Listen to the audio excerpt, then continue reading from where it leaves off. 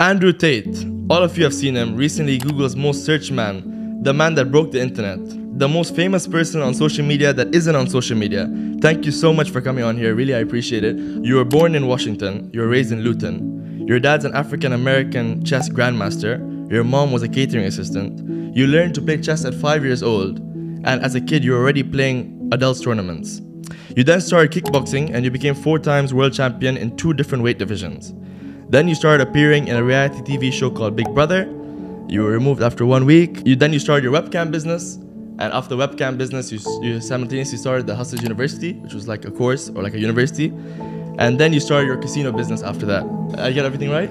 Yeah, it's a very sparse explanation of my life. Of course, there's a lot of detail missing, and I kind of feel like I've lived many different lives. I feel like I've been alive many different times. People ask my life story, and it's hard for me to surmise in one compendious series of events because I've lived this entire existence as a professional fighter, this entire existence as a webcam owner, this entire existence broke, this entire existence rich. I feel like I've been alive many times, if that makes sense. So it's even difficult for me to surmise my life. It's been so varied.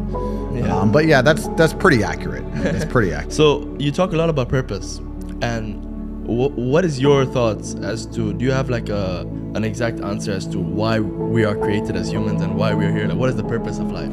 Why have we been given life? I think we're here to struggle and to learn. I don't think we're here to be happy. That's why when we keep going back to the happy argument, I've always found that kind of frustrating and annoying. Yeah. And someone goes, oh, but I want to be happy. Why? Why? Why do you want to sit there and laugh? Like you were happy your entire childhood. That's your happy days. You're allowed to be happy as a kid. It's all over now, right? You're a man. You have responsibilities. I think we're here to do important. Provide, protect, and we're also here to do important things. And important things are going to be difficult, and they're going to be hard, and you're going to get frustrated. But that's what gives you purpose. Yeah. I don't see anyone who's chasing happiness here to endure pain. Yeah. I think we're here to just see how hard we are to kill. I think that going through terrible things and living through them and coming out the other side is one of the most fantastic things about being human. I think that it's almost like once you understand what life is really about, there's no emotion which isn't enjoyable. The only emotional state which can be seen as detrimental is feeling nothing at all. But if you're sitting at home and you're feeling truly heartbroken, at least you're feeling something, right? And I think that's the whole part of being human. I think we're here to struggle. I think we're here to go through pain. That's so I wake up each day and go, what can I attack? What problem can I solve?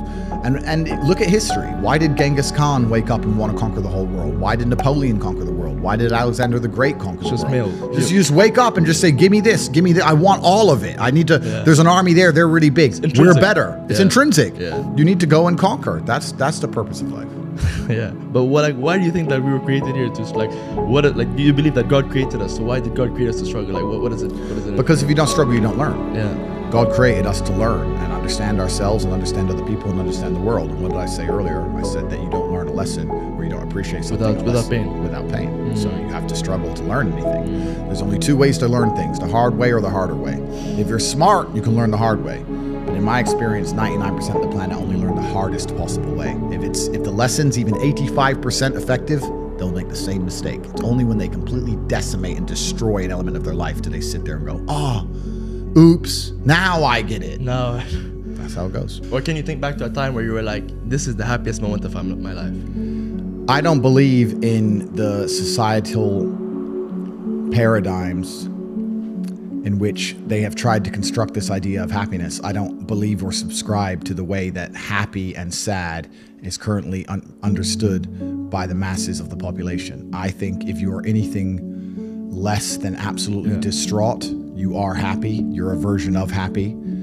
It's like saying gray is a version of black, right? No matter how light the gray is, you can still call it a version of black. And unless you've gone through an event, which hopefully doesn't happen too often, like the passing of a family member or something that's truly destructive and detrimental to your mindset, besides these events, which hopefully only happen a few times in your life, you should be happy. If you're not crying or paralyzed in silence due to the absolute magnitude of a detrimental circumstance or the absolute magnitude of a negative event, then you are a version of happy. So I am always happy is the short answer. I don't believe in not being happy. I don't believe in not saying to myself I'm happy. I'm always a version of happy. And this idea of chasing happiness and always being concerned and preoccupied with how happy you are is actually the biggest mistake that a lot of people make, I think, in the world today.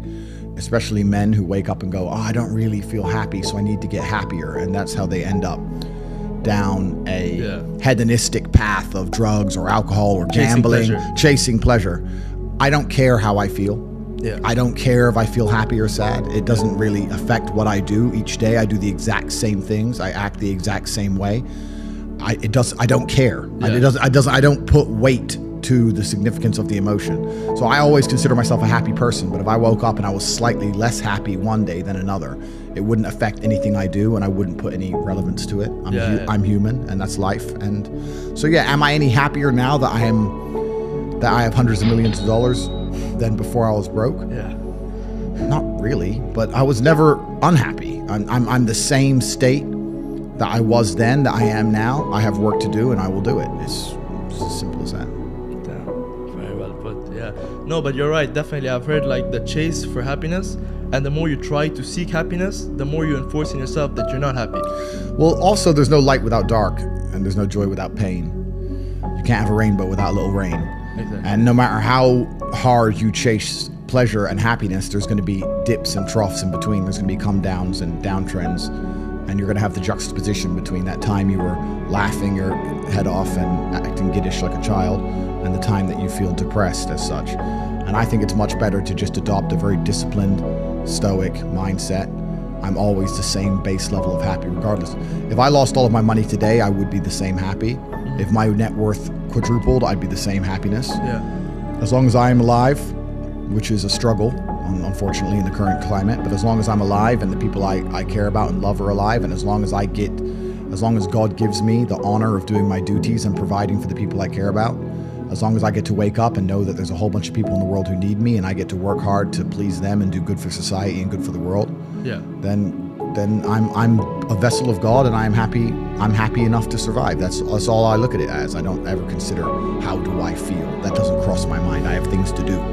I have things to do. You're too busy to think about I'm too busy. I have things to do every single day. I have very important things to do, and how I feel really is not going to affect how I complete those tasks. Right. And when I speak to men, they say I'm unhappy or I need to be happier. I think that's absolutely the wrong frame of life. You're a man, you have duty, you have honor, you have things you should be doing regardless of how you feel. And the people who are perma-obsessed with happiness or sadness, I just think it's the wrong paradigm to view the lens of life. I think you should get up and do what needs to be done. I know everything about everything because of my life. Yeah. It's been varied and it's been very difficult, and I'm perspicacious and I pay attention and I learn my lessons. And that's how I know everything about everything. I don't need to read books. There's not a subject you can name right now where I don't know something about. Yeah, that's what I've noticed. Yeah, you name it. Korean War, anything. You name it, I know something about something. That's just what happens when you get to a certain level of intelligence, because you can apply scenarios and patterns. It's all patterns. It's all patterns, absolutely. And history may not repeat, but it certainly rhymes. And humanity all acts in a pretty similar way across all cultures. And once you get an X amount of knowledge in one place, you can basically apply it and extrapolate it out to anything. Anything, yeah. No, and you're right about the reading books thing. A lot of people, there's like this new, like basically they become like self-help junkies, where they're just trying to seek self-help books, and they think to themselves like, I'm doing something productive because I'm reading a book. But actually, you have so much work that you could actually do to actually like implement what the book says. You know what I mean? Well, the thing is with reading a book is it's a reward without any risk. And this is why I think a lot of people are proponents of reading, and they say reading, because nothing can really go wrong besides wasting your time in life, of course, but they don't believe that. I am a much larger proponent of larger risks and larger rewards. If you want to learn about self-help, if you want to understand yourself and see what kind of man you really are, and learn how to fight through adversity, and learn how to get up when life's difficult, and learn how to control your mind, and learn how to struggle, then you can go to the boxing gym. And you can get your ass kicked. You do not need to read any books. You need to get in the gym, walk in there and say, I'm going to fight the best fighter here every single day, and not quit until you can eventually beat him. But most people are not man enough for that. So instead they'll read a self-help book, and they'll sit there and try and talk to me about mindset. I learned my mindset in battle. My mindset is 87 professional fights. My mindset was learned in the reality of the real world. I don't need to read a self-help book. I don't need to read about motivation or confidence. I've been in the cage smashing people's faces in. I don't need to learn any of that stuff.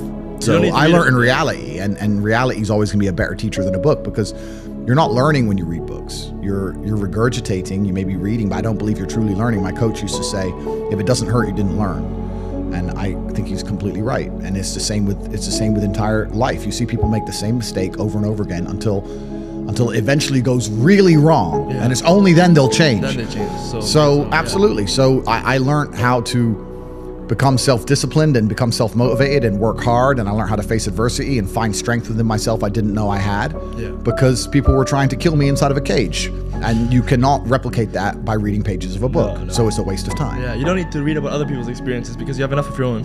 Absolutely. And so I'll actually say here right now, I'm a massive anti-reader. I think it's a mistake. I think as a young man, if you want to get your life better, the most important thing you have are your waking hours.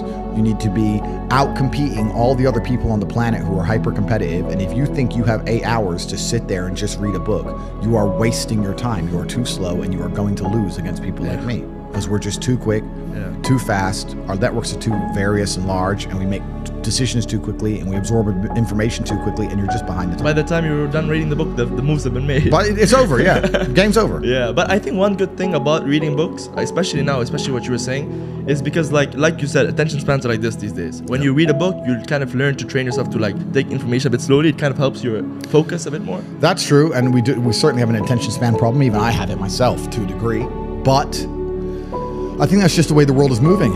I think you need to get ADHD, and you need to learn to control it within certain paradigms. You need to be able to sit and say, yes, I struggle to focus on this one particular video, for example, but as a whole, I can keep my focus within the parameters of work, whether I'm watching this video and talking on Telegram and replying to this email and reading this. Just do it all at once. I mean, that's what I do. I've had people come into my office and say, are you on a phone call and playing chess and reading a web page at the same time? I'm like, yes.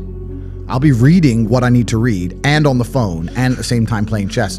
Otherwise, my brain's not full enough. You need to be stimulated. Yeah, so can I focus on one thing? Not easily, but am I massively successful doing enormous amounts of work? Yes, every single day. Yeah, so that's the most important thing. It's just staying within the parameters of constructive. If what you're doing with your energy is constructive and you're within those parameters, then you're going to be massively successful anyway.